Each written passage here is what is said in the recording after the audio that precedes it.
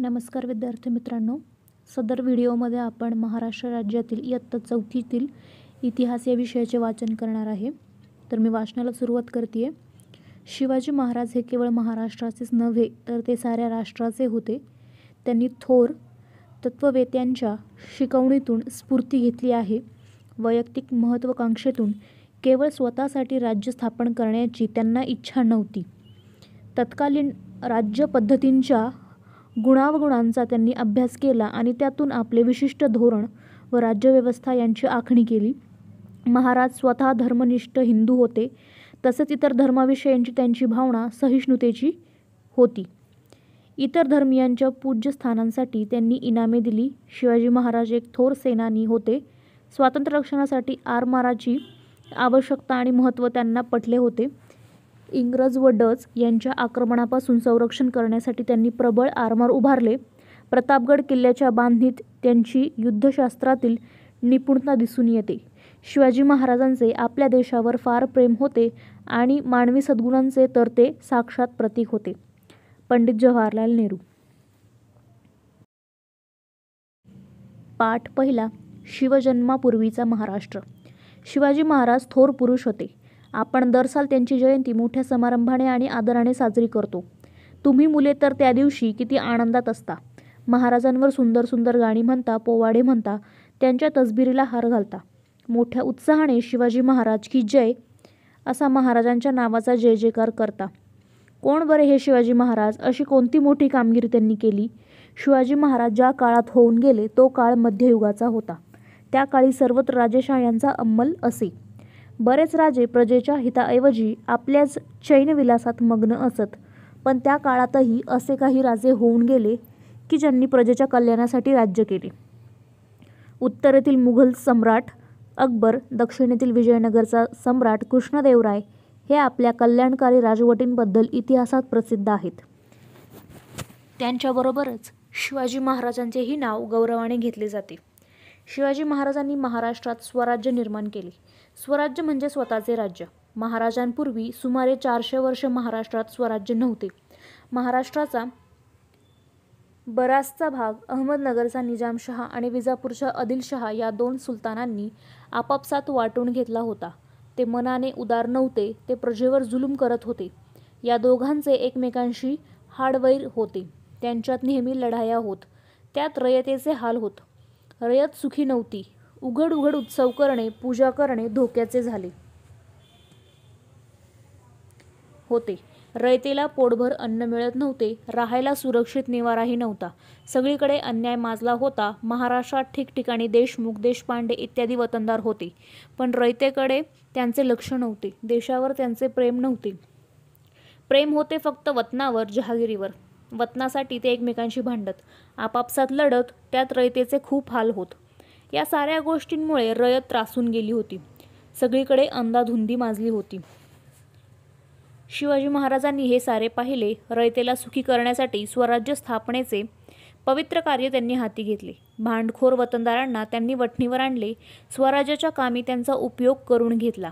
तसेच रयतेवर अन्याय करणाऱ्या सत्तांशी शिवाजी महाराजांनी झुंज दिली. जुलमी राजवटींचा पराभव केला. न्यायाचे हिंदवी स्वराज्य त्यांनी स्थापन केले. हे स्वराज्य सर्व जाती धर्मांच्या लोकांचे होते. स्वराज्यात कोणताही भेदभाव नव्हता. शिवाजी महाराजांनी स्वराज्यात हिंदू, मुसलमान असा कोणताच भेदभाव केला नाही. सर्व धर्मातील साधू संतांचा त्यांनी सन्मान केला. अशी ही महाराजांची थोर कामगिरी पाहिली की आपल्याला प्रेरणा मिळते, स्फूर्ती मिळते. शिवाजी महाराजांपूर्वी सुमारे 300-400 वर्ष महाराष्ट्रामध्ये अनेक संत होऊन गेले. त्यांनी केलेल्या कामगिरीचा शिवाजी महाराजांना स्वराज्य स्थापनेच्या कामी उपयोग झाला. संतांची ती कामगिरी आपण पुढील पाठात पाहू. संतांची कामगिरी. महाराष्ट्रात श्री चक्रधर, संत नामदेव, संत ज्ञानेश्वर, संत चोखामेळा या संतांपासून सुरू झालेली संत परंपरा समाजाच्या विविध स्तरांमधून आलेल्या संतांनी पुढे चालवली. या संत मंडळींमध्ये संत गोरोबा, संत सावता, संत नरहरी, संत एकनाथ, संत शेख महंमद, संत तुकाराम, संत निळोबा इत्यादी संतांचा अंतर्भाव होता. त्याचप्रमाणे संत जनाबाई, संत सोयराबाई, संत निर्मळाबाई, संत मुक्ताबाई, संत कान्होपात्रा आणि संत बहिणाबाई शिवूरकर यांचाही अंतर्भाव होतो. त्यांनी लोकांना दया, अहिंसा, परोपकार, सेवा, समता, बंधुभाव इत्यादी गुणांची शिकवण दिली. कोणी लहान नाही, कोणी मोठा नाही, सगळे सारखे अशी समतेची भावना संतांनी लोकांच्या मनात निर्माण केली. तसेच महाराष्ट्रात समर्थ रामदासांनी आपले कार्य केले. श्री चक्रधर स्वामी. श्री चक्रधर स्वामी मूळ गुजरातमधील एक राजपुत्र. वैराग्यवृत्ती धारण करून ते महाराष्ट्रात आले. येथे भ्रमण करत असता त्यांनी समतेचा उपदेश केला. त्यांनी स्त्री पुरुष, जातीपाती हे भेदभाव मान्य नव्हते. त्यामुळे त्यांना अनेक स्त्री पुरुष अनुयायी मिळाले.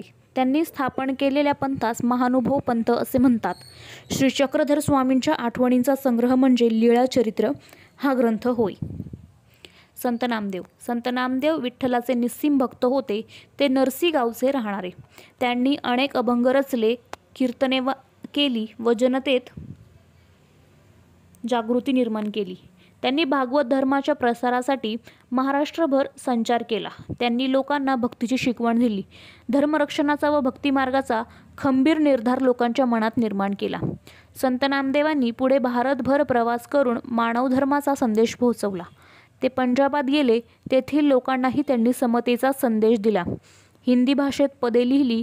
त्यांची काही पदे आजही शीख लोकांच्या गुरुग्रंथ साहिबा या धर्मग्रंथात समाविष्ट आहेत. महाराष्ट्रात तर त्यांचे अभंग घराघरातून मोठ्या भक्तीने गायले जातात. संत ज्ञानेश्वर. संत ज्ञानेश्वर आपेगावचे राहणारे. निवृत्तीनाथ व सोपानदेव हे त्यांचे बंधू. मुक्ताबाई ही त्यांची बहीण. त्यावेळचे कर्मठ लोक या मुलांना संन्यासाची मुले म्हणून नावे ठेवत. त्याचे कारण असे, त्यांच्या वडिलांनी संन्यास घेतला होता, घर सोडले होते, पण पुढे गुरुच्या आज्ञेवरून ते परत घरी आले आणि संसार सुरू केला. पुढे त्यांना ही 4 मुले झाली. हे त्यावेळच्या कर्मठ लोकांना मान्य नव्हते. लोकांनी त्यांना वाळीत टाकले होते. लोक त्या मुलांचा छळ करत होते. ज्ञानेश्वर एकदा भिक्षेची झोळी घेऊन गावात गेले, पण कोणी त्यांना भिक्षा घातली नाही. सगळीकडे त्यांना वेडेवाकडे बोल ऐकावे लागले. त्यांच्या बालमनाला खूप दुःख झाले. ते आपल्या झोपडीत आले. झोपडीचे दार बंद करून आत दुःख करत बसले. इतक्यात तेथे मुक्ता आली. गवताच्या ताटीवर टिचक्या मारत ती ज्ञानेश्वरांना म्हणाली, ताटी उघडा ज्ञानेश्वरा. अहो, आपण दुःखी कष्टी होऊन कसे चालेल? जगाचे कल्याण कोण करील? बहिणीच्या उपदेशाने ज्ञानेश्वरांना हुरूप आला. दुःख विसरून ते कामाला लागले. ठिकठिकाणी गोरगरिबांचा, मागासलेल्या लोकांचा धर्माच्या नावाखाली छळ होत होता. तेव्हा ज्ञानेश्वरांनी लोकांना कळकळीचा उपदेश केला. ईश्वरावर श्रद्धा ठेवा, सगळ्यांशी समतेने वागा, दुःखी माणसांना मदत करा, त्यांचे दुःख नाहीसे करा. त्यांचा उपदेश गेली 700 वर्ष महाराष्ट्राच्या कानाकोपऱ्यात एकसारखा घुमत आहे. त्या काळात धर्माचे ज्ञान संस्कृत ग्रंथामध्ये बंदिस्त झाले होते. सर्वसामान्य लोकांची बोलण्याची व व्यवहाराची भाषा मात्र मराठी होती.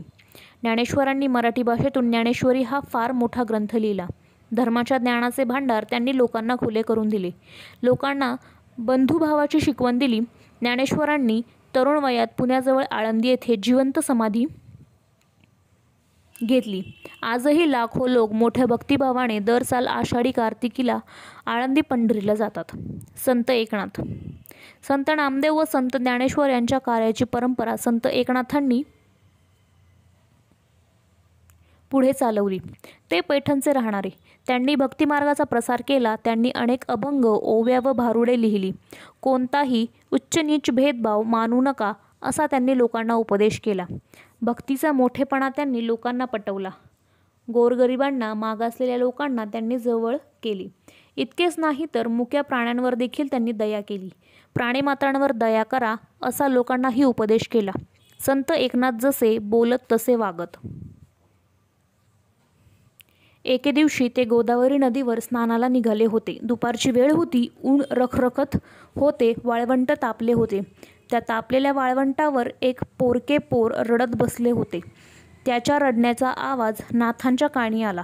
त्यांनी त्याचे आईबाप जवळ आहेत का यासाठी इकडे तिकडे पाहिले. धावत त्या मुलाजवळ गेले. त्यांनी ते पोर उचलून कडेवर घेतले. त्याचे डोळे पुसले. त्याला त्याच्या घरी पोहोचते केले. अशा रीतीने स्वतःच्या आचरणातून एकनाथांनी समतेची व ममतेची भावना लोकांच्या मनावर बिंबवली. संत तुकाराम. शिवाजी महाराजांच्या काळात तुकाराम व रामदास हे संत होऊन गेले.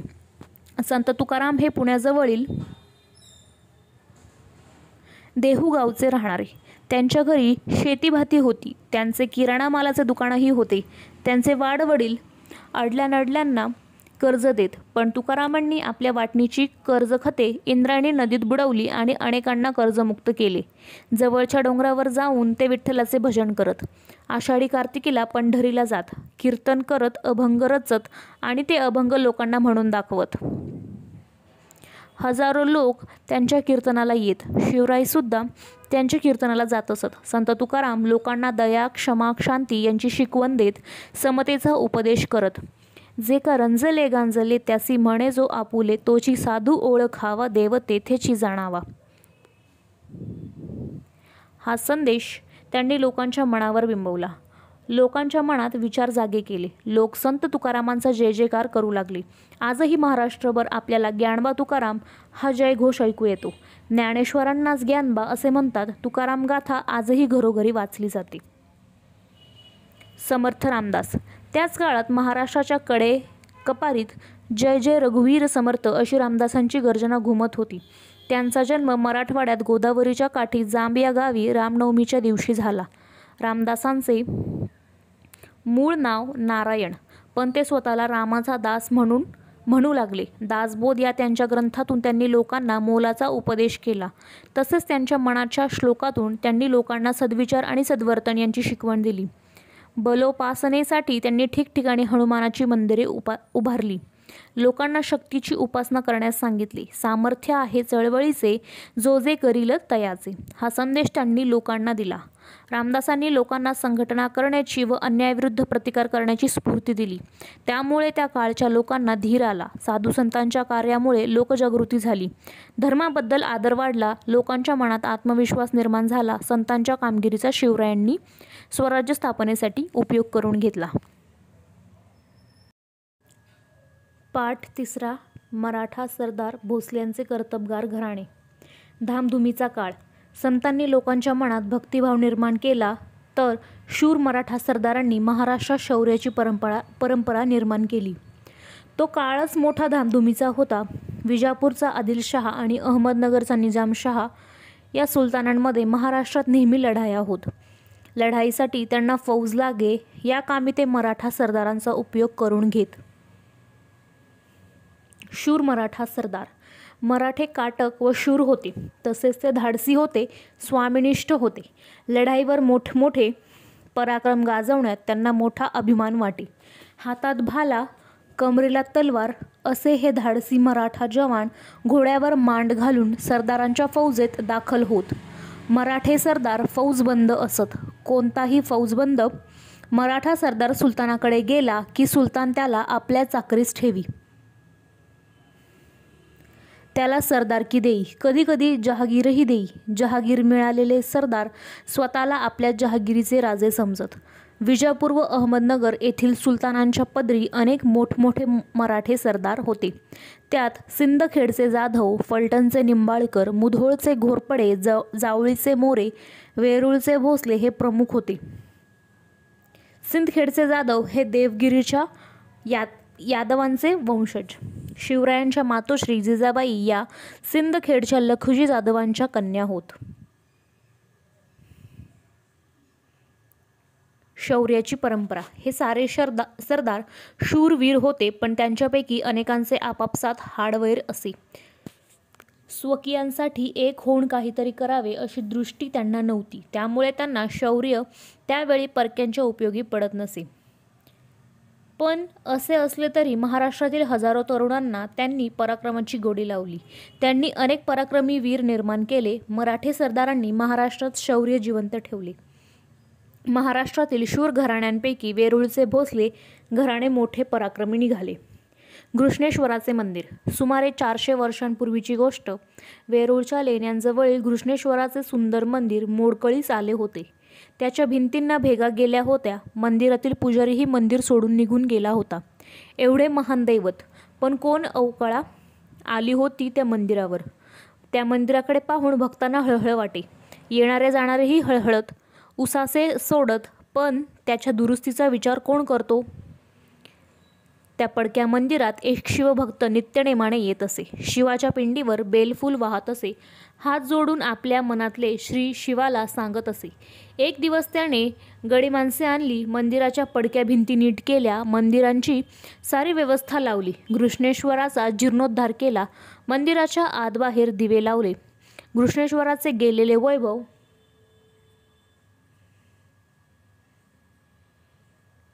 परतले. हे कोणी केले? कोण होते हे शिवभक्त? ते होते मालोजीराजे भोसले, वेरूळचे भोसले. वेरूळगावचे पाटील मालोजीराजे भोसले हे थोर शिवभक्त होते. विठोजीराजे त्यांचे धाकटे भाऊ. वेरूळच्या बाबाजीराजे भोसलेंची ही मुले. वेरूळगावची पाटीलकी बाबाजीराजे भोसल्यांकडे होती.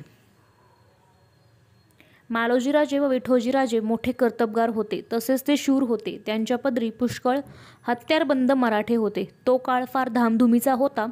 निजामशाहीवर उत्तरेच्या मुघल बादशहाने स्वारी केली होती. त्यावेळी दौलताबाद ही निजामशहाची राजधानी होती. तेथे मलिक अंबर नावाचा त्याचा वजीर होता. तो मोठा कर्तबगार व हुशार होता. त्याने दौलताबादजवळील वेरूळच्या भोसले बंधूंची कर्तबगिरी पाहिली.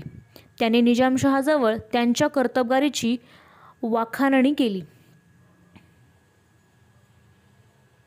निजामशहाने मालोजीराजांना पुणे व सुपे परगण्यांची जहागिरी दिली. भोसल्यांच्या घरी वैभव आले. उमाबाई ही मालोजीराजांची पत्नी. ती फलटणच्या निंबाळकर घराण्यातली होती. या उभयतांना 2 मुले होते. एकाचे नाव शहाजी व दुसऱ्याचे शरीफजी. शहाजी 5 वर्षाचा असताना मालोजीराजे इंदापूरच्या लढाईत मारले गेले. विठोजीराजांनी आपल्या पुतण्याचा आणि जहागीरचा सांभाळ केला. पुढे त्यांनी शहाजीसाठी लखुजीराव जाधवांच्या मुलीला मागणी घातली. जाधवांची लेक जिजाबाई मोठी सुलक्षणी होती. जिजाबाईसाठी विठोजीराजांनी घातलेली मागणी लखुजीरावांनी स्वीकारली.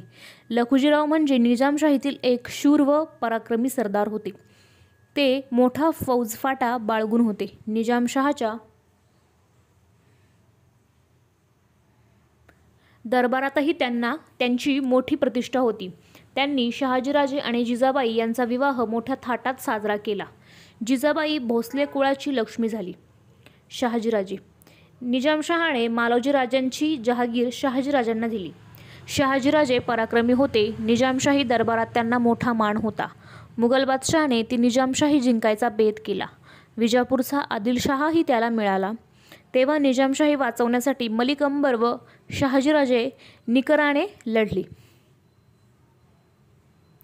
दोन्ही फौजांचा त्यांनी पराभव केला. अहमदनगरजवळ भातवाडी येथे ही प्रसिद्ध लढाई झाली.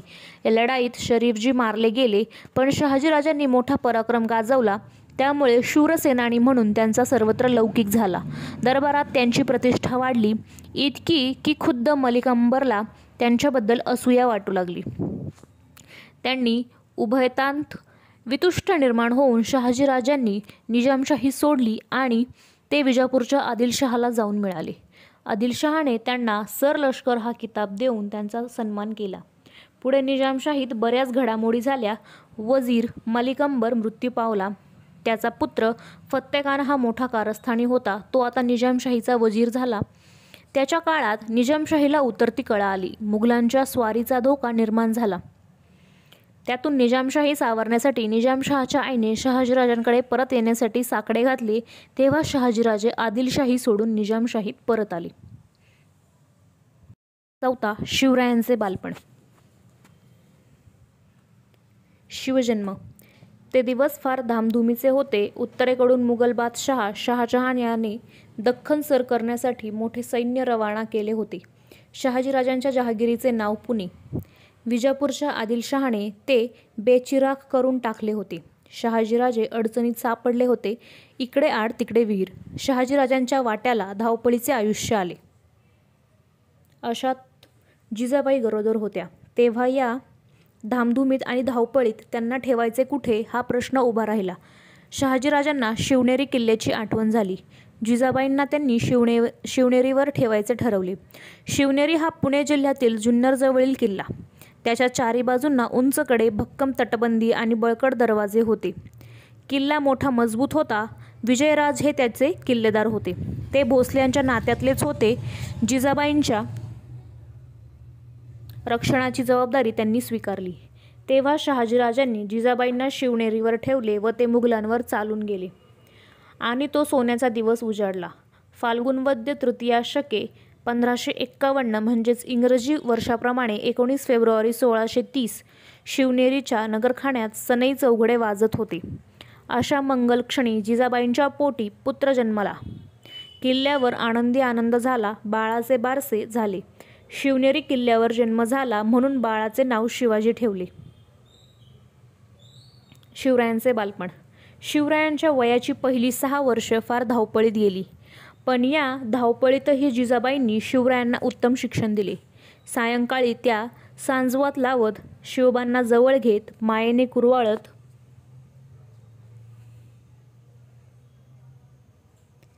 त्यांना रामाच्या आणि कृष्णाच्या, भीमाच्या आणि अभिमन्यूच्या गोष्टी सांगत. तसेच कधी नामदेवांचे, कधी ज्ञानेश्वरांचे तर कधी एकनाथांचे अभंग म्हणून दाखवत. शिवरायांना शूर पुरुषांच्या गोष्टी आवडत. मोठे झाल्यावर त्यांच्यासारखे पराक्रम करावे असे त्यांना वाटे. जिजाबाई साधू संतांच्या चरित्रातील गोष्टीही सांगत. त्यातून त्यांच्या ठिकाणी साधू संतांविषयी आदरबुद्धी निर्माण झाली. गरीब मावळ्यांची मुले शिवरायांबरोबर खेळायला येत. कधीकधी शिवबाही त्यांच्या झोपडीत जात. त्यांची कांदा भाकर आवडीने खात. त्यांच्याशी गमतीदार खेळ खेळत. मावळ्यांची मुले म्हणजे जणू रानातील पाखरे. ती पोपट, कोकिळ, वाघ यांचे हुबेहूब आवाज काढत. मातीचे हत्ती व घोडे बनवणे, मातीचे किल्ले रचणे हे त्यांचे छंद. लपंडाव, चेंडू, भोवरा हे त्यांचे नेहमीचे खेळ. शिवरायही त्या मुलांबरोबर हे खेळ खेळत. मावळ्यांच्या मुलांना शिवराय फार फार आवडायचे. शहाजीराजे मुघल बादशाहीकडे. शहाजीराजे निजामशाहीत परतले खरे, पण त्यांना तिथे स्वास्थ्य मिळाले नाही. कारण खुद्द निजामशहाच हलक्या कानाचा व धरसोड वृत्तीचा होता. त्यामुळे दरबारात कारस्थाने व हेवेदावे यांना ऊत आला होता. त्यातून निजामशहाच्या चिथावणीने लखुजीराव जाधवांची भर दरबारात हत्या करण्यात आली. या घटनेची चीड येऊन शहाजीराजांनी निजामशाहीचा त्याग केला आणि ते मुघलांच्या सेवेत रुजू झाले. मुघल बादशाह शहाजहानने त्यांना आपली सरदारकी बहाल केली. दरम्यान वजीर फत्तेखानाने मुघलांशी आतून हातमिळवणी करून निजामशाहीचीच हत्या केली. निजामशाहीत अंधाधुंदी माजली. फत्तेखान फितुरीने निजामशाही मुघलांच्या घशात घालणार हे स्पष्ट झाले. एवढेच नव्हे तर त्यांची बक्षिसी म्हणून शहाजीराजांच्या ताब्यात असणारा मुलूक मुघलांनी त्याला परस्पर देऊन टाकला. तेव्हा शहाजीराजांनी संतापून मुघलांची बाजू सोडली आणि आपल्या सामर्थ्याच्या जोरावर मुघलांना धडा शिकवण्याचा निश्चय केला. नव्या निजामशाहीची स्थापना. वजीर फत्तेखानास व मुघल बादशहास शह देण्यासाठी शहाजीराजांनी निजामाच्या वंशातील एक मूल शोधून काढले आणि जुन्नरजवळच्या पेमगिरी किल्ल्यावर त्याला निजामशहा म्हणून जाहीर केले. अशा प्रकारे त्यांनी एक नवे राज्यच स्थापन केले. या राज्यात गोदावरी ते नीरा या दरम्यानचा प्रदेश मोडत होता. आपल्या या राज्याचे रक्षण करण्यासाठी शहाजीराजे मोठ्या शर्तीने लढले. या कामी आदिलशहाने प्रथम त्यांना साथ दिली, पण पुढे खुद्द मुघल बादशहा शहाजहान दक्षिणेत शहाजीराजांवर चालून आला आणि त्याने आदिलशहास तंबी दिली. तेव्हा आदिलशहाने शहाजीराजांच्या विरोधात त्यांच्याशी मैत्रीचा तह केला. आता मुघल व आदिलशाही यांच्या संयुक्त फौजांशी शहाजीराजे गनिमी काव्याने लढू लागले. परंतु एकटे शहाजीराजे त्यांच्याशी किती दिवस लढणार? त्यांची शक्ती अपुरी पडू लागली. तेव्हा नाईलाज होऊन 1636 साली त्यांनी मुघलांशी तह केला. शहाजीराजांना काळ अनुकूल नव्हता म्हणून त्यांचा स्वतंत्र राज्य स्थापण्याचा प्रयत्न तडीस गेला नाही. परंतु त्यांच्या या धाडसामुळे मराठी लोकात आत्मविश्वास निर्माण झाला. शिवरायांना हा आत्मविश्वास पुढे स्वराज्य स्थापण्याच्या कार्यात उपयोगी ठरला. जिजाबाई व शिवराय कर्नाटकात. शहाजीराजांची निजामशाही बुडल्यानंतर तिचा प्रदेश मुघल व आदिलशहा यांनी वाटून घेतला. शहाजीराजांची पुणे सुप्याची पूर्वापार जहागीर आदिलशाही राज्यात आली. तेव्हा आदिलशहाने ती जहागीर आपल्या वतीने त्यांना दिली. आता शहाजीराजांनी आदिलशाहीची सेवा स्वीकारली. आदिलशहाने त्यांची पुण्यापासून दूर कर्नाटकातील प्रदेश जिंकण्याच्या कामावर नेमणूक केली. शहाजीराजे कर्नाटकात गेल्यानंतर काही काळाने जिजाबाई आणि शिवराई त्यांच्याकडे गेले. शिवरायांचे महाराष्ट्रातील बालपण धामधुमीत गेले होते. आज या किल्ल्यावर तर उद्या त्या किल्ल्यावर अशी जिजाऊ शिवबांची धावपळ चालू असायची. त्यावेळी वडिलांच्या पराक्रमाच्या गोष्टी लहानग्या शिवबाच्या कानी पडत असत. पुढे कर्नाटकात आल्यावर या मायलेकरांना थोडा स्वस्थपणा मिळाला. कर्नाटकातील अनेक राजांना शहाजीराजांनी जिंकले. तेव्हा आदिलशहाने त्यांना बंगळूरची जहागीर बक्षीस दिली. आता बंगळूर हे शहाजीराजांनी आपले मुख्य ठाणे केले आणि तेथे ते एखाद्या राजासारखे वैभवात राहू लागले, दरबार भरवू लागले. पाठ 5. शिवरायांचे शिक्षण. शिवरायांच्या शिक्षणास प्रारंभ. स्वतः शहाजीराजे हे संस्कृतचे गाढे पंडित होते. त्यांनी आपल्या बंगळूरच्या दरबारात भाषांच्या पंडितांना आणि कलावंतांना आश्रय दिला होता. शिवरायांसाठी त्यांनी हुशार शिक्षकांची नेमणूक केली होती. तेथे वयाला 7 वर्ष झाल्यानंतर त्यांच्या शिक्षणाला प्रारंभ झाला. थोड्याच काळात शिवराय लिहिण्या वाचण्याच्या कलेत पारंगत झाले. रामायण, महाभारत, भागवत यांतील गोष्टी ते स्वतः वाचू लागले. शहाजीराजांनी शिवरायांना युद्धकला शिकवण्यासाठी काही शिक्षकांची नेमणूक केली होती. त्यांनी शिवरायास घोड्यावर बसणे, कुस्ती खेळणे, दांडपट्टा फिरवणे, तलवार चालवणे इत्यादी विद्या शिकवण्यास प्रारंभ केला. अशा प्रकारे वयाच्या 12व्या वर्षापर्यंत शिवरायांना विविध विद्या व कला यांचा परिचय झाला. लवकरच आदिलशहाने शहाजीराजांना कर्नाटकातील नायकांची राज्य जिंकण्याच्या मोहिमेवर पाठवले. या मोहिमेवर जाण्यापूर्वी शहाजीराजांनी जिजाऊ व शिवराय यांची पुणे जहागिरीकडे रवानगी केली. त्यावेळी त्यांच्याबरोबर शहाजीराजांनी हत्ती, घोडे, पायदळ, खजिना, ध्वज तसेच विश्वासू प्रधान, शूरसेनानी आणि विख्यात शिक्षक यांना धाडले.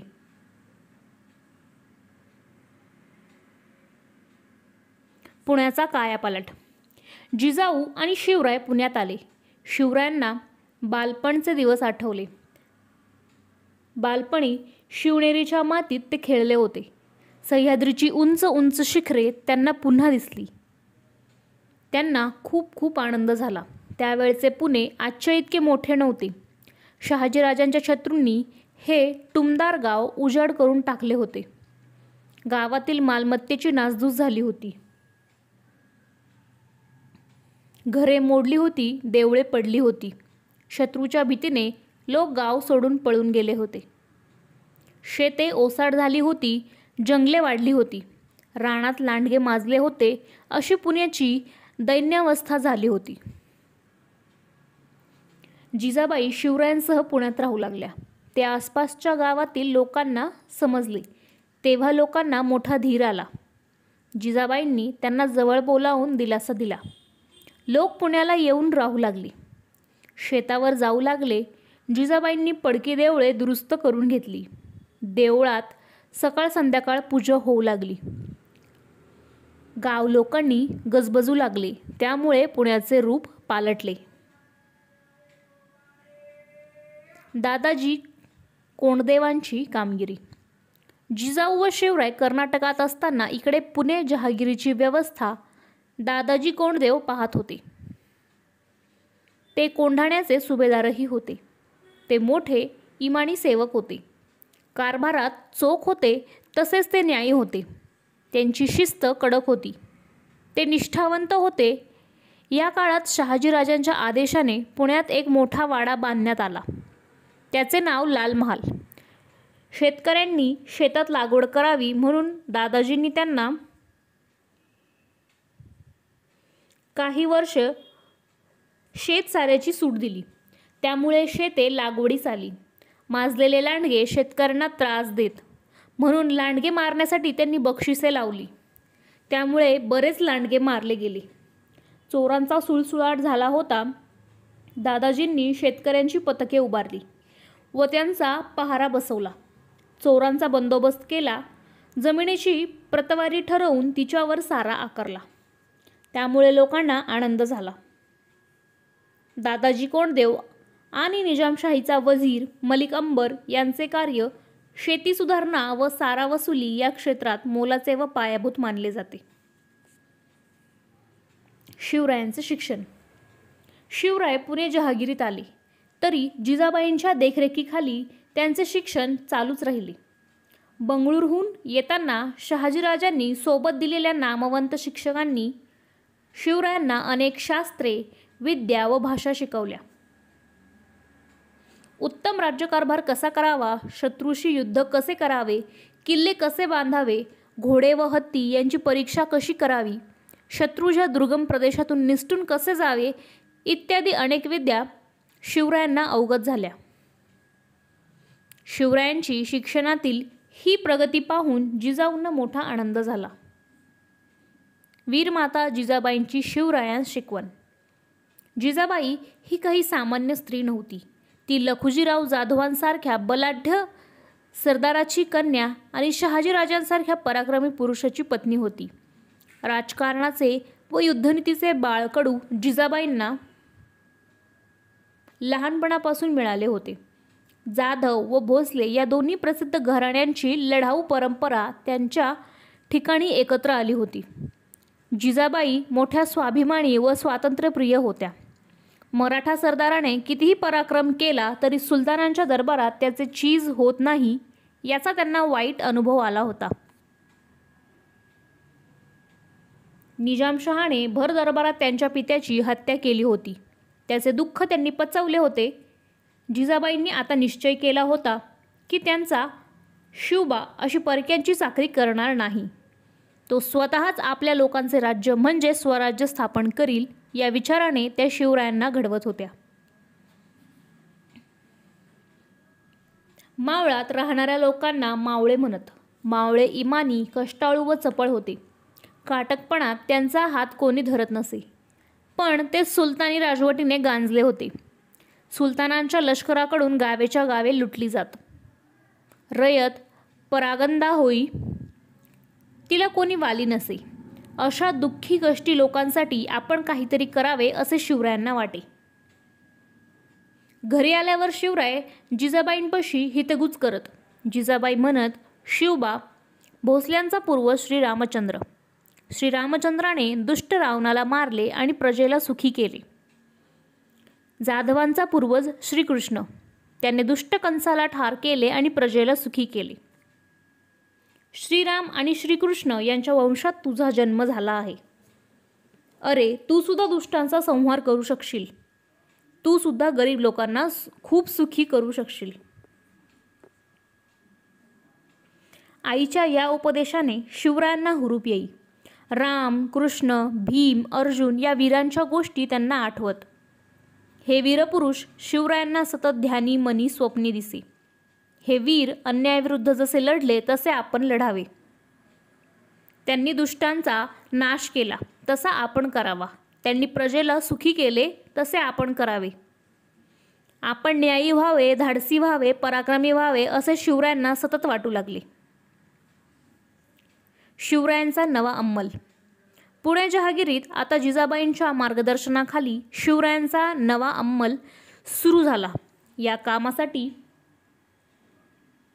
शहाजीराजांनी पूर्वतयारी करून दिली होती.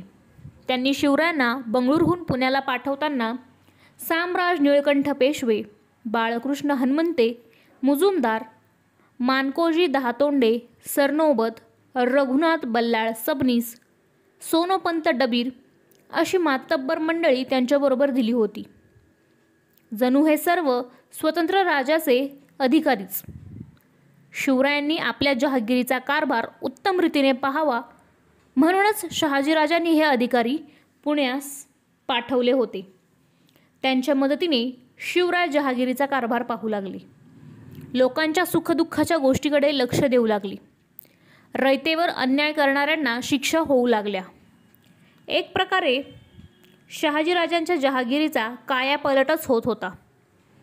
पुढे होऊ घातलेल्या स्वराज्याचा नमुनाच मावळ्यांना पाहायला मिळत होता. जणू तो स्वराज्याचा अरुणोदयच होता. शिवरायांचा विवाह. त्या काळात अगदी लहानपणीच लग्न करण्याची पद्धत होती. तेव्हा जिजामाता म्हणाल्या, आता शिवबाचे दोहोंचे 4 हात करायला पाहिजे. मग शिवबाकरिता मुली पाहणे सुरू झाले. एक मुलगी त्यांना पसंत पडली. तिचे नाव सईबाई. फलटणच्या नाईक निंबाळकर घराण्यातील ती मुलगी हा विवाह मोठ्या थाटामाटाने साजरा झाला. पाठ 6. स्वराज्य स्थापनेची प्रतिज्ञा. रायरेश्वराचे देवालय. पुण्याच्या नैऋत्येला असलेले रायरेश्वराचे देवालय हे मोठे रमणीय स्थान होते. तेथे 1645 साली एक विलक्षण घटना घडली. शिवराय व आजूबाजूच्या खोऱ्यांमधील काही मावळे मंडळी मसलतीसाठी तिथे जमली होती. त्या किर्र अरण्यात झाडाझुडपात लपलेल्या रायरेश्वराच्या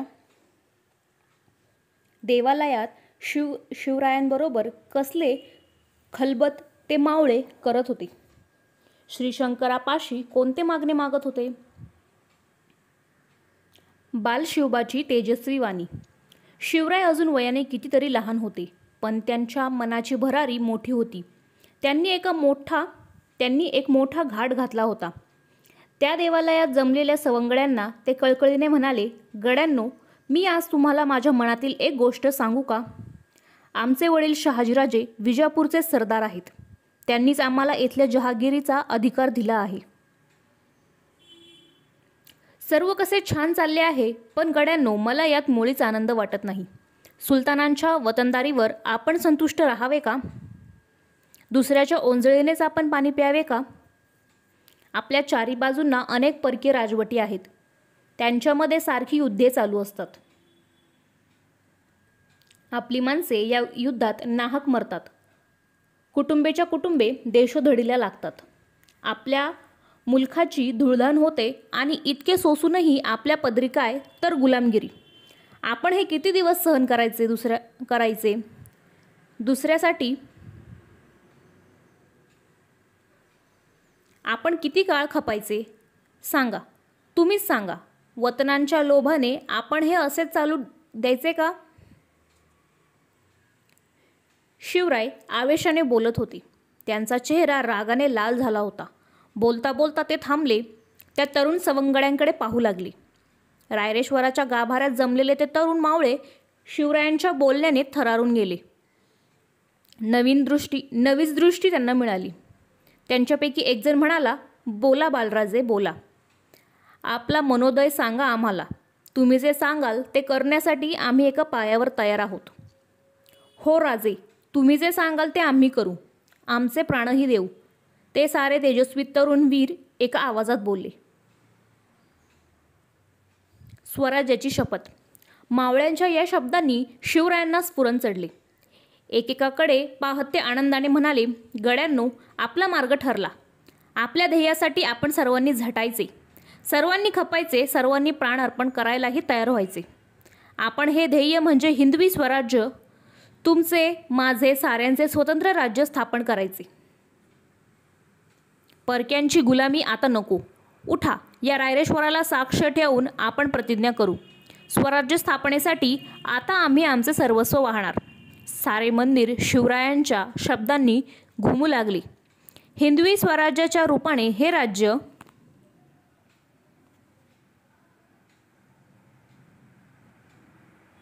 व्हावे असे श्रींच्या मनात आहे. श्रींचे मनोरथ आपण पूर्ण करूया. शिवराय शेवटी निश्चयाने बोलले.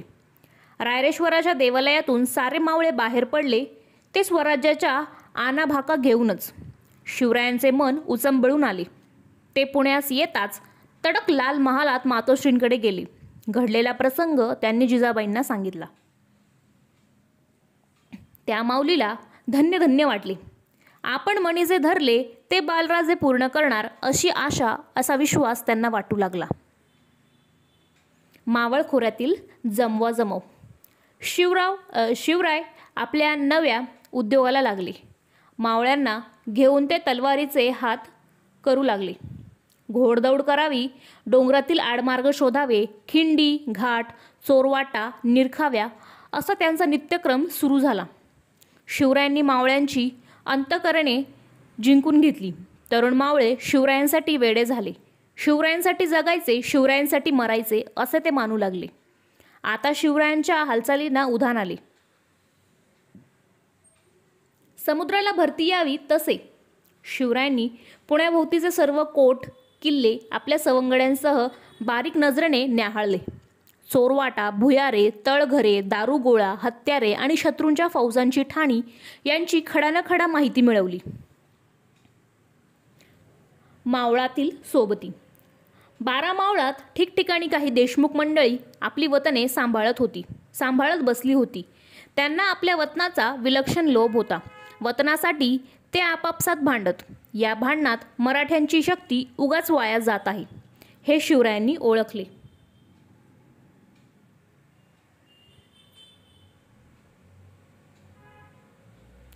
त्याला आळा घालायचे त्यांनी ठरवले.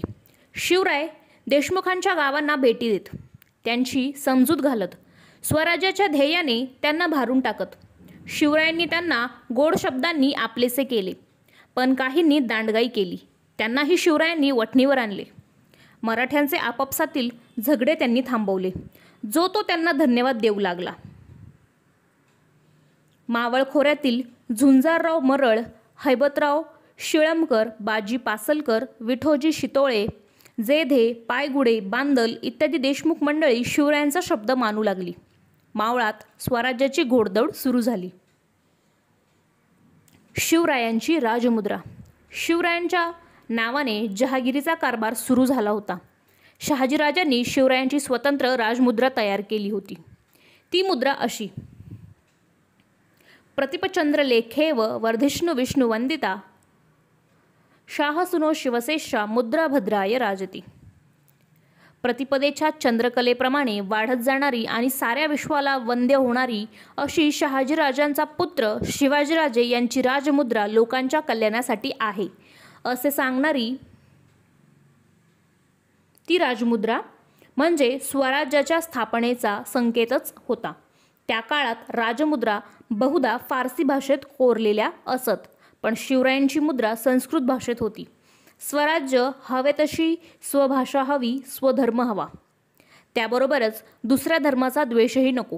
शिवरायांनी आपला कारभार लोककल्याणासाठीच सुरू केला आहे हे साऱ्या मावळ्यांच्या चटकन लक्षात आले.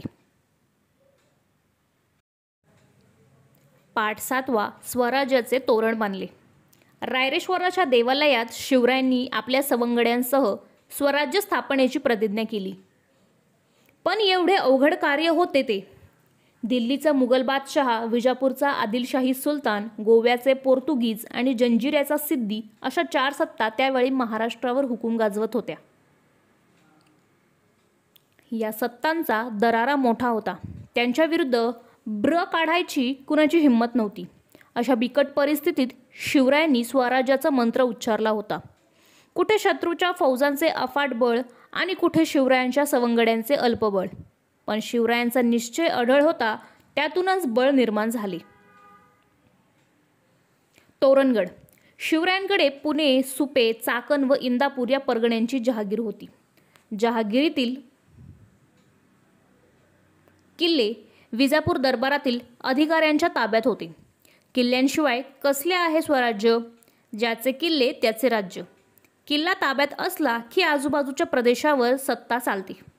डोंगरी किल्ला म्हणजे राज्याचा एक मुख्य आधार. तेव्हा एखादा भक्कम किल्ला लवकर हस्तगत केला पाहिजे असे शिवरायांनी मनाशी ठरवले. तोरणा किल्ला शिवरायांच्या डोळ्यापुढे होता. पुण्याच्या नैऋत्येस 64 किलोमीटरवर कानद खोऱ्यात हा किल्ला आहे. डोंगरी किल्ल्यात तोरणा किल्ला मोठा बाका. या किल्ल्यावर 2 भक्कम माच्या होत्या, एक झुंजार माची आणि दुसरी बुधला माची. माची म्हणजे किल्ल्याच्या चढणीवर नैसर्गिकरित्या सपाट झालेल्या भागाची तटबंदी. झुंजार माची नावाप्रमाणे झुंजार आहे, लढाऊ आहे.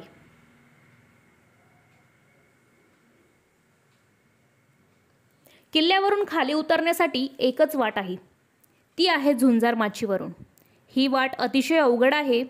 वाटेवरून चालताना जरासा तोल गेला तरी चालणारा खाली दरीत कोसळून पडणार. महाराष्ट्रातील बळकट किल्ल्यात तोरणा किल्ला गणला जातो. किल्ल्यावर तोरणजाई देवीचे देऊळ आहे, त्यावरून त्या किल्ल्याला तोरणा हे नाव पडले. एवढा प्रचंड किल्ला. पण आदिलशहाचे या किल्ल्याकडे फारसे लक्ष नव्हते. किल्ल्यावर पुरेसे पहारेकरी नव्हते की दारुगोळा नव्हता. शिवरायांनी हे हेरले. शिवरायांना नेमके हेच हवे होते. तोरणा जिंकून स्वराज्याचे तोरण बांधायचे असे त्यांनी ठरवले. स्वराज्याची नौबत झडली. निवडक मावळ्यांच्या तुकड्या घेऊन शिवराय कानद खोऱ्यात उतरले. साऱ्या मावळ्यांसह ते सिंहाच्या छातीने व हरणाच्या वेगाने झपझप तोरणात चढून गेले. मावळ्यांनी भराभर मोक्याच्या जागा ताब्यात घेतल्या. तानाजी मालुसरे या वीराने दरवाजावर मराठ्यांचे निशाण उभारले. येसाजी कंक हा शिवरायांचा विश्वासू आणि निष्ठावान सहकारी. त्याने चौकीवर पहारे बसवले. किल्ला ताब्यात आला. सर्वांनी शिवरायांचा जय जयकार केला. हिंदवी स्वराज्याची नौबत झडली. नगाऱ्यांचा आणि शिंगांचा आवाज सह्याद्रीच्या दऱ्याखोऱ्यात घुमला. शिवरायांनी या किल्ल्याला प्रचंडगड असे नाव दिले. भवानी मातेचा आशीर्वाद. तोरणा किल्ल्यावर शिवरायांचा कारभार सुरू झाला. त्यांनी किल्ल्याची बारीक पाहणी केली. किल्ल्यावर मराठा किल्लेदार, ब्राह्मण सबणीस, प्रभू कारखानीस इत्यादी अधिकाऱ्यांच्या नेमणुका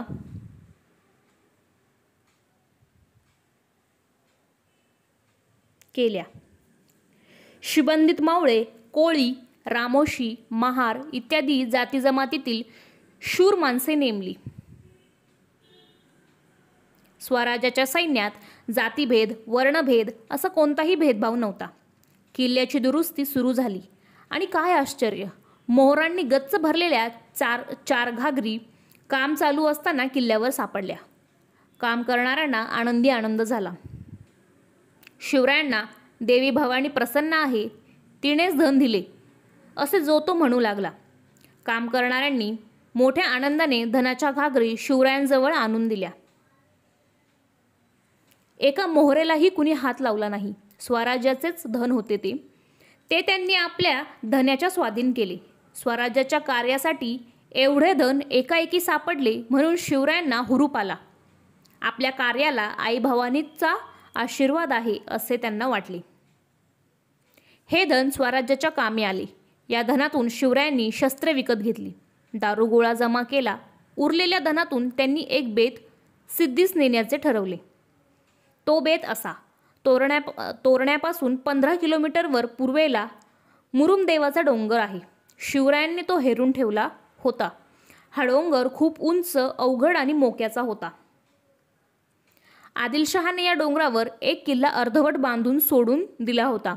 या किल्ल्यावरही पहारा ढिलाच होता. तेव्हा स्वराज्याच्या राजधानीसाठी हा किल्ला ताब्यात घ्यायचा असे शिवरायांनी ठरवले. स्वराज्याची पहिली राजधानी. एक दिवस शिवराय आपल्या निवडक सवंगड्यांसह या किल्ल्यावर चढले आणि त्यांनी किल्ला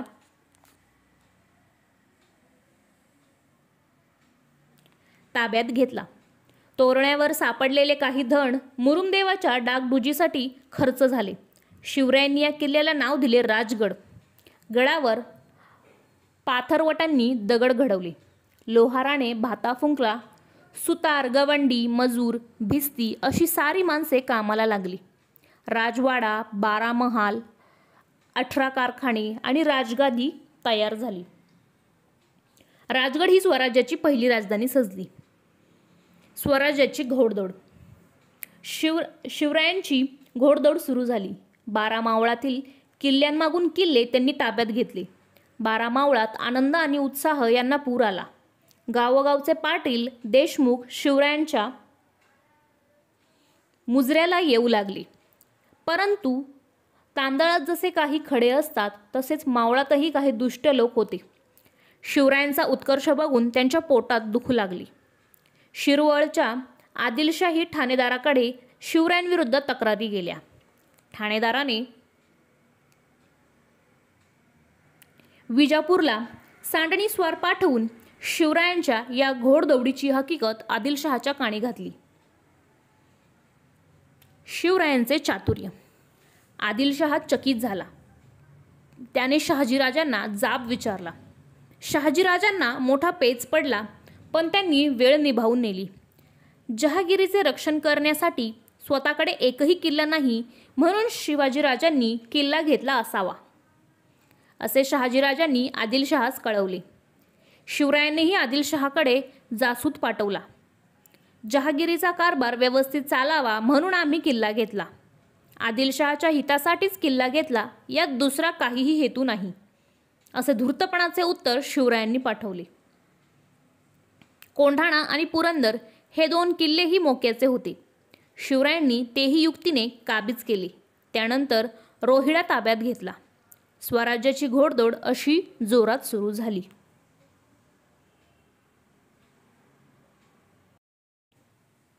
पाठ 8. स्वकीय शत्रूंचा बंदोबस्त. जरब बसवली.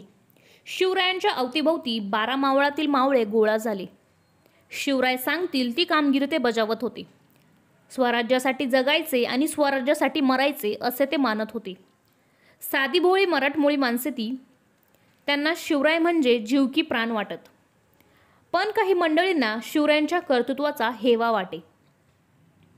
अशांचा बंदोबस्त करणे शिवरायांना भाग पडले. खंडोजी आणि बाजी घोरपडे हे सरदार आदिलशहाच्या चाकरीत होते. आदिलशहाने त्यांना शिवरायांच्या विरुद्ध चिथावले. कोंढाणा भागात त्यांनी धुमाकूळ माजवला, परंतु शिवरायांनी त्यांची डाळ शिजू दिली नाही. शिवरायांनी त्यांना पिटाळून लावले.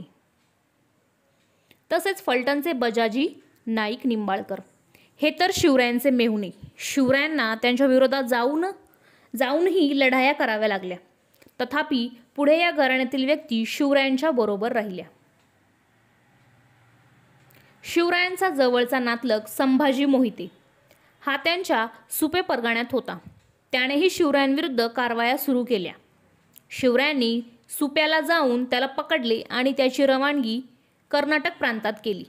कर्तव्यापुढे शिवराय नातेगोते मानत नसत. जावळीचे चंद्रराव मोरे. शिवरायांच्या कार्याची थोरवी साऱ्या मावळ्यांना पटली. त्यांचे नाव सर्वत्र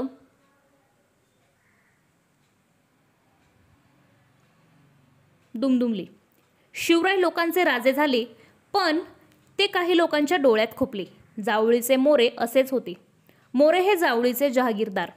त्यांची जहागीर रायगडापासून कोयना खोऱ्यापर्यंत होती. ते विजापूरच्या आदिलशहाचे जहागीरदार होते. आदिलशहाने त्यांना चंद्रराव हा किताब दिला होता. जावळीचे जंगल अत्यंत दाट होते. भरदिवसा सूर्यकिरणांनाही तिथे शिरकाव नव्हता. त्यात वाघ, लांडगे, अस्वले इत्यादी श्वापदे संचार करत. मोऱ्यांची जावळी म्हणजे जणू वाघाची जाळीच होती. त्यामुळे मोऱ्यांच्या वाटेला कोणी जात नसे. पण ती हिंमत केली शूर शिवरायांनी. त्याला कारण असे, दौलतराव मोरे 1645 साली मरण पावला. त्याच्या वारसांमध्ये तंटे सुरू झाले. शिवरायांनी यशवंतराव मोरे याला मदत केली. त्याच्या मदतीनेच यशवंतराव जावळीच्या गादीवर चंद्रराव म्हणून बसला. त्यावेळी यशवंतरावाने शिवरायांना खंडणी देण्याचे कबूल केले. त्याच्या कार्यात मदत करण्याचेही कबूल केले. पण गादीवर बसल्यावर मात्र तो सारे विसरला. कुठला शिवाजी आणि कुठला करार. तो बेपर्वाईने वागू लागला. स्वराज्यातील मुलखावर स्वाऱ्या केल्या. स्वाऱ्या कर, प्रजेला त्रास दे अशी दांडगाई यशवंतराव करू लागला. वेळीच त्याचा बंदोबस्त केला नाही तर स्वराज्याला धक्का पोहोचेल हे शिवरायांनी ओळखले. बंड केलिया मारले जाल. शिवरायांनी यशवंतराव मोरे याला प्रथम एक खरमरीत पत्र धाडले.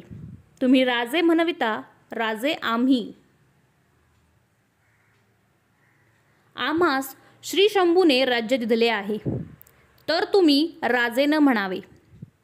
यशवंतराव मोऱ्याने उद्धटपणे उत्तर लिहिले. तुम्ही काल राजे जागला, तुम्हास राज्य कोणी दिधले. येता जावळी जाता गोवली. आम्हास श्रींचे कृपेने आदिलशहाने राजे हा किताब छत्र चामर सिंहासन मेहरबान होऊन दिधले.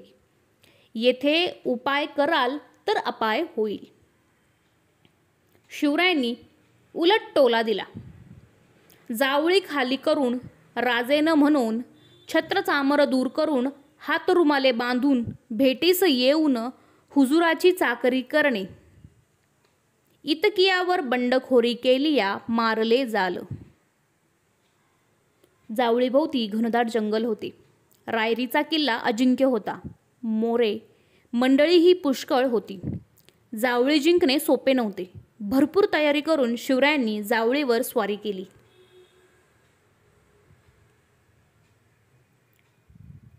सुमारे महिनाभर यशवंतरावाने झुंज दिली, पण त्याचे खूप सैन्य मारले गेले.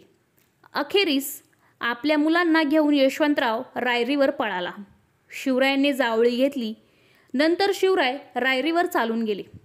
त्यांनी रायरीच्या किल्ल्याला भक्कम वेढा दिला.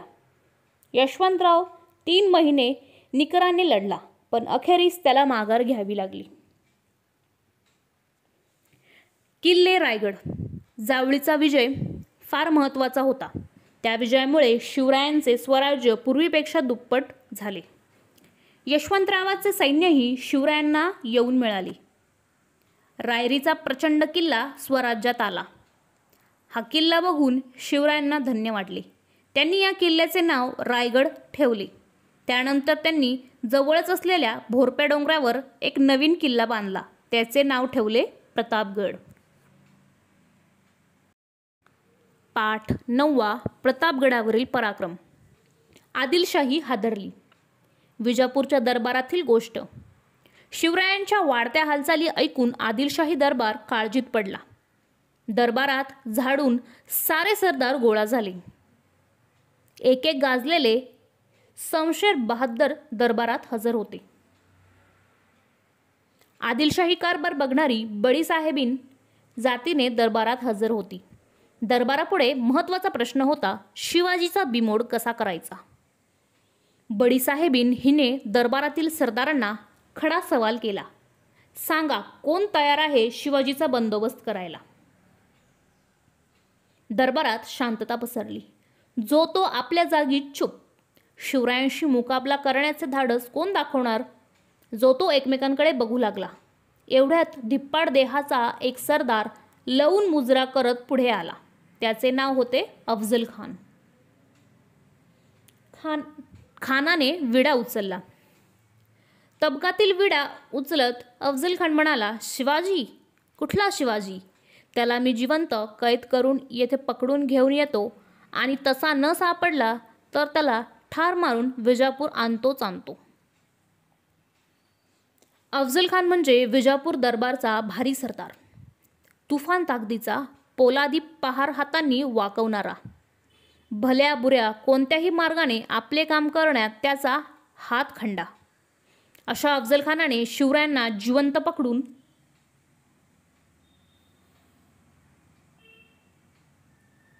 किंवा मारून आणण्याचा विडा भर दरबारात उचलला. सारा दरबार खुश झाला.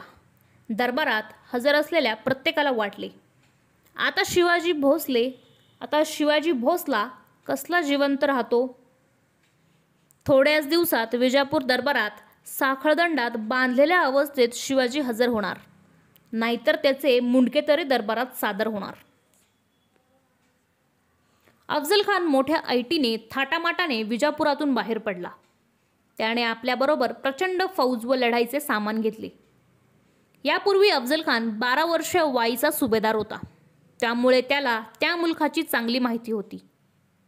मोठ्या घमंडीने तो महाराष्ट्राची वाट चालू लागला. स्वराज्यावरील संकट. शिवराय त्यावेळी राजगडावर होते. त्यांना अफजल खान चालून येत आहे ही बातमी कळाली. स्वराज्यावर मोठे संकट आले हे त्यांनी ओळखले, पण ते डगमगले नाहीत. त्यांनी विचार केला, खान कपटी, त्याची फौज मोठी, आपले राज्य लहान, आपले सैन्य लहान. उघड्या मैदानावर काही खानापुढे आपला निभाव लागणार नाही. त्याच्याशी युक्तीने सामना दिला पाहिजे असे शिवरायांनी ठरवले. ते जिजामातेशी सल्लामसलत करून तसेच त्यांचा आशीर्वाद घेऊन राजगडावरून निघाले आणि त्यांनी प्रतापगडाकडे कूच केले. अफजल खानाचे डावपेच. शिवराय प्रतापगडावर गेले ही बातमी खानाला कळताच तो चिडला. त्याला माहीत होते प्रतापगडावर चालून जाणे सोपे नाही, कारण तो किल्ला होता डोंगरात. भोवताली घनदाट जंगल होते. वाटेत उंच उंच डोंगर होते.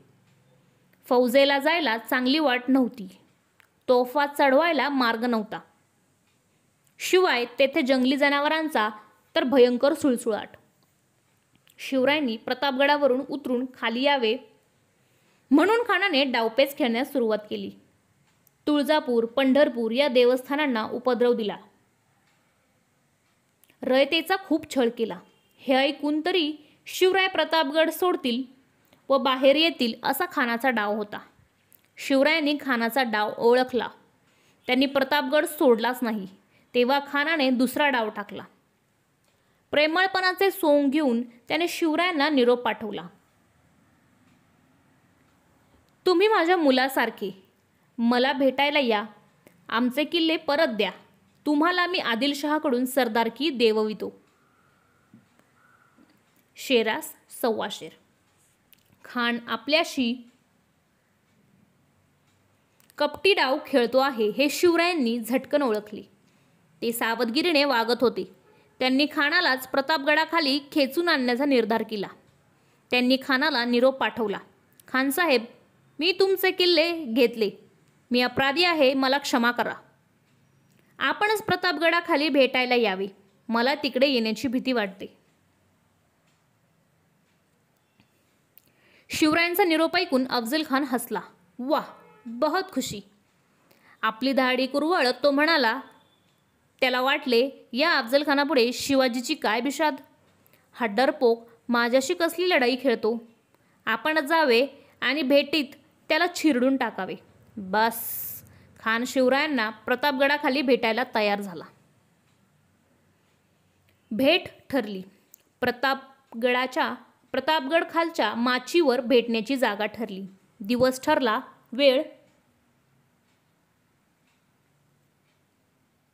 ठरली. भेटीच्या वेळी दोघांनी आपल्याबरोबर एक सेवक आणावा आणि आपले 10 अंगरक्षक ठरलेल्या ठिकाणी दूर ठेवावे असे ठरले. महाराजांनी खानासाठी चांगली वाट तयार करून घेतली. भेटीसाठी छानसा शामियाना उभारला. शिवराय फार सावधगिरीने वागत होते.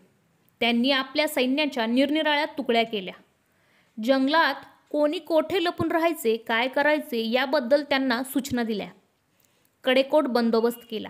खान कपटी आहे, शिवरायांनी त्याची भेट घेऊ नये असे त्यांना काही सल्लागारांनी सांगितले. पण शिवरायांनी खानाला भेटायचे नक्की ठरवले. भेटीची तयारी. भेटीचा दिवस उजाडला.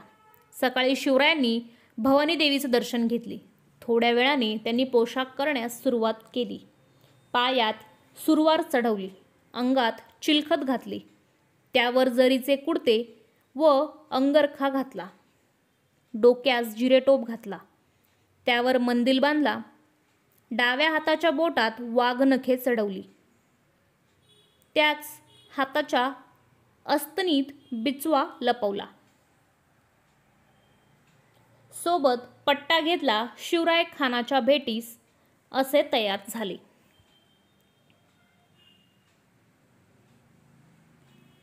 बाहेर सरदार उभे होते. शिवराय त्यांना म्हणाले, गड्यांनो, आपापली कामे नीट करा. भवानी आई यश देणार आहे. पण समजा आमचे काही बरे वाईट झाले तर तुम्ही धीर सोडू नका. संभाजीराजांना गादीवर बसवा. मासाहेबांच्या आज्ञेत वागा. स्वराज्य वाढवा.